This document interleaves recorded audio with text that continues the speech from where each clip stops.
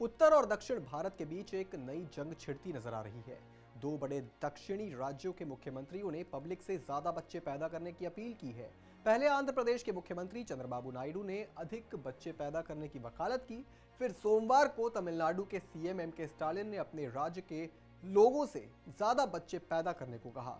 मगर सवाल उठता है कि जो स्टालिन हिंदुत्व को खत्म करने के खुले मंच से वो वकालत करते हैं, आखिर वो अचानक जनसंख्या बढ़ाने की हिमायत क्यों करने लगे। बताएंगे क्या है जनसंख्या बढ़ाने के पीछे की साजिश। पर उससे पहले आयोन भारत को सब्सक्राइब कर लीजिए। नमस्कार, मैं हूं आपके साथ स्नेही श्रेयस, आप देख रहे हैं आयोन भारत। सबसे पहले मामले पर थोड़ा अपडेट दे देते हैं। आंध्र प्रदेश के मुख्यमंत्री एन चंद्रबाबू नायडू ने एक बड़ा बयान दिया है। उन्होंने कहा है कि दक्षिण भारतीय राज्यों के लोगों को अधिक से अधिक बच्चे पैदा करने चाहिए। क्षेत्र में बुजुर्गों की आबादी बढ़ रही है, इसका विपरीत असर पड़ेगा। सीएम ने कहा कि उनकी सरकार 2 से अधिक बच्चे पैदा करने वाले परिवार को प्रोत्साहन देने पर विचार कर रही है। वहीं एक नया कानून भी लाने की तैयारी में है। अगर यह कानून आया तो आंध्र प्रदेश में 2 से अधिक बच्चे वाले लोग ही स्थानीय निकाय के चुनाव लड़ सकेंगे। चलिए, चंद्रबाबू नायडू ने फरमान जारी कर दिया और इसके पीछे की वजह भी बता दी। मगर इसके बाद तमिलनाडु के सीएम एम के स्टालिन का भी एक बयान सामने आया। तमिलनाडु सरकार ने चेन्नई में सामूहिक विवाह का आयोजन किया था। इसी दौरान स्टालिन ने वहां मौजूद नवविवाहित जोड़ों से कहा कि तमिल में एक पुरानी कहावत है, पधिनारूम पेत्रु पेरू वजवू वजूगा, जिसका अर्थ है कि लोगों के पास 16 अलग अलग प्रकार की संपत्ति होनी चाहिए। लेकिन आज जब लोकसभा निर्वाचन क्षेत्रों में कमी आ रही है तो यह सवाल उठता है कि हमें खुद को कम बच्चे पैदा करने तक ही सीमित क्यों रखना चाहिए। हमें 16 बच्चों का लक्ष्य क्यों नहीं रखना चाहिए।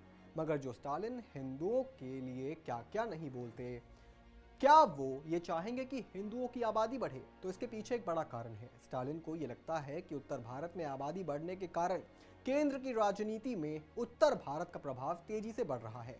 साथ ही दक्षिण में आबादी कम होने के कारण इधर लोकसभा सीटें कम हैं। ऐसे में अगर दक्षिण में लोकसभा की कम सीटें होंगी तो इसके कारण केंद्र की राजनीति में उत्तर के आसपास वो राजनीति घूमती रहेगी। स्टालिन के इस बयान पर परिसीमन से भी ये एक बयान का कनेक्शन है।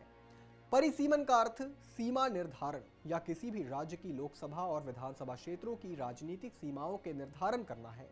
इसको भारतीय सीमा आयोग भी कहा जाता है। संविधान के अनुच्छेद 82 के मुताबिक सरकार हर 10 साल बाद परिसीमन आयोग का गठन कर सकती है।